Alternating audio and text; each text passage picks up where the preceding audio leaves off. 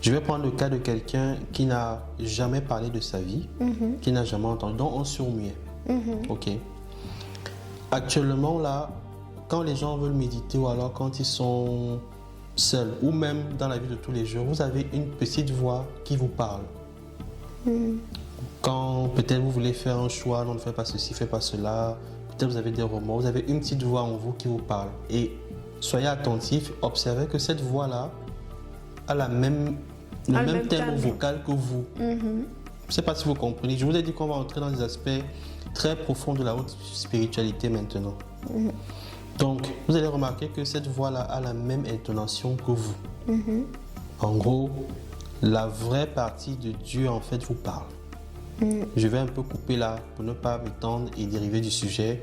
C'est des notions que j'approfondis à l'école. Mais maintenant, quelle est la voix que la personne qui est sourde-muette écoute? Vu que de son vivant, depuis qu'elle est née, elle n'a jamais entendu aucun son. Elle n'a jamais entendu aucun son, oui, c'est ça. Mais je vous garantis qu'elle écoute la même voix. La preuve, c'est qu'elle bouge, elle prend des décisions, elle va dans des endroits, elle connaît la colère, la peine, tout ça. C'est une personne normale, sauf qu'il lui manque 2 sens, c'est tout. Mais la question que vous devez vous poser si vous êtes attentif, c'est la voix qu'elle entend là. Ça, quelle intonation, ça sort d'où? Mais c'est surtout, ça parle en quelle langue?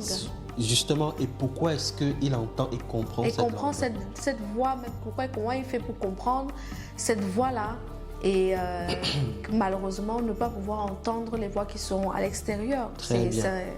Voilà donc le mystère de la haute spiritualité.